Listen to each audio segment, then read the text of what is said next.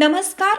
Yes news महाराष्ट्रामध्ये आपल्या सर्वांचे स्वागत. गोविली ग्रामीण रुग्णालयाकडून 10 महिन्याच्या बाळाला मुदत संपल्याचे औषध दिल्याच्या बातमीची परहित ट्रस्टकडून दखल. आरोग्यमंत्र्यांकडे तक्रार. अंबरनाथ तालुक्यातील वांगणी प्राथमिक आरोग्य केंद्रात गर्भवती महिलेला बुरशीजन्य औषधे दिल्याचा प्रकार विधानसभेत गाजल्यानंतर यावरून आरोग्यमंत्री प्रकाश आंबेडकर यांनी संबंधित वैद्यकीय अधिकारी व कर्मचारी यांना निलंबित करण्याची घोषणा विधानसभेत केली. शिवाय आरोग्य विभागाचा कारभार सुधारण्याचे निर्देशही दिले होते. परंतु यानंतर देखील कल्याण तालुक्यातील गोवेली ग्रामीण रुग्णालयाकडून एका 10 महिन्याच्या बाळाला चक्क मुदत संपलेले औषध दिल्याची बातमी पत्रकार संजय कांबळे यांनी यस न्यूज महाराष्ट्र व विविध वृत्तपत्रातून प्रसिद्ध केली होती. याची दखल परहित चॅरिटेबल ट्रस्टचे अध्यक्ष विशाल गुप्ता यांनी घेतली असून याबाबत अक्षम्य निष्काळजीपणा व दुर्लक्ष करणाऱ्या वैद्यकीय अधिकारी व कर्मचाऱ्यांवर निलंबनाची कारवाई करावी अशी लेखी मागणी तक्रार आरोग्यमंत्री प्रकाश आंबेडकर यांच्याकडे केली आहे. यावेळी परहित चॅरिटेबल ट्रस्टचे अध्यक्ष विशाल कुमार गुप्ता हे एस न्यूज महाराष्ट्र चॅनलशी बोलताना काय म्हणाले ते पाहू. यस न्यूज महाराष्ट्रासाठी संजय कांबळे, सहसंपादक. 1-2 दिवसापूर्वी ग्रामीण रुग्णालय गोविली येथे एका 10 महिन्याच्या बाळाला मुदत संपलेलं औषध दिलं होतं.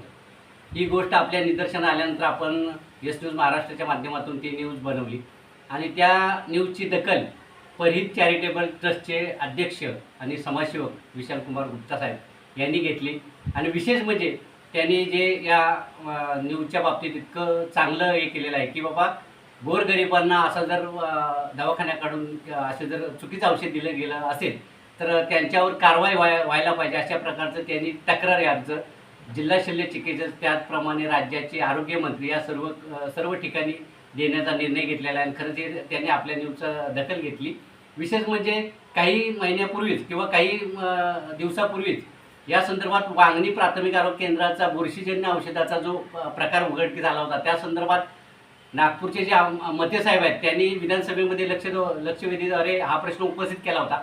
आणि त्यानंतर आपल्या आरोग्यमंत्र्यांनी संबंधित आरोग्य अधिकारी असतील, कर्मचारी असतील यांच्यावर निलंबनाची कारवाई केली होती, करण्याची घोषणा केली होती आणि निर्देश दिले होते आरोग्य विभागाला की तुम्ही तुमचा कारभार सुधारा. परंतु 1 महिना देखील झाला नाही तोपर्यंत गोविली ग्रामीण रुग्णालयामध्ये असा प्रकार घडलेला आहे आणि हा अत्यंत गंभीर आहे. या लहान बाळांच्या जीवाशी खेळ खेळणारा हा प्रकार आहे आणि त्याची दखल परहित चॅरिटेबल ट्रस्टचे अध्यक्ष विशाल कुमारजी गुप्ता यांनी घेतलेले आहे. आपण त्यांच्याकडून जाणून घेणार आहोत की ते या संदर्भात त्यांचं काय निर्णय आहे किंवा ते काय धोरण या संदर्भात ते अवलंबणार आहे. धन्यवाद करतो की असा सिरियस विषय तुम्ही उघडून समाजासमोर आणलेला आहे आणि आमच्या संस्थातर्फे आमचे जेवढे पण सदस्य आहेत त्याने पण ह्याला गंभीरताने अगदी घ्यायला सांगितलेले आहेत. आणि आमच्या मनात पण असं आहे की जे वैद्यकीय अधिकारी आहेत तेव्हा ते डॉक्टर लोकांना असं बोलतात की डॉक्टर देव आहे आणि देवास्वरूप म्हणून लोक त्यांच्याकडे जातात आणि हे डॉक्टर असे धोका करतात. असे धोका का करतात म्हणजे हे याचा अर्थ असा आहे की ते सिरियस नाही म्हणजे कुठे ना कुठे काही नाही काही भ्रष्टाचारमध्ये लिप्त असते म्हणून असे आढेटेढे काम करतात. आता समजा 10 महिन्यापूर्वीचे औषध ते असे लहान मुलीला देतात, ते क्षम्य आहे का? अजिबात क्षम्य नाही. त्यांच्यावर कारवाई व्हायला पाहिजे.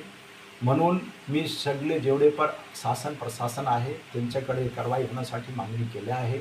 जर माझ्या मनाप्रमाणे न्याय मिळणार नाही तर मी याच्याबद्दल मोठं आंदोलन करणार असं मी ठरवले आहे. त्यांच्या लक्षात आले ते पण करतील असं वाटते. पण माणुसकी, मानवता, इन्सानियत असं शब्द जे बोलतो आपण ते तर जागा व्हायला पाहिजे की नाही, ते फक्त तोंडापुरता. म्हणून मी अगदी हृदयापासून हे विषयाला घेतलेली आहे आणि याचा परिणाम पण येणार.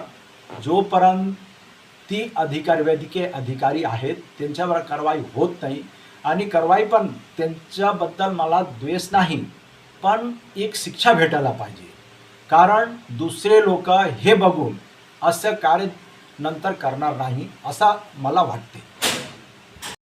मी एस न्यूज महाराष्ट्रासाठी संजय कांबळे, कल्याण, ठाणे. तुमची साथ आमची. यस न्यूज महाराष्ट्र चॅनलला लाईक करा व सबस्क्राईब करायला विसरू नका.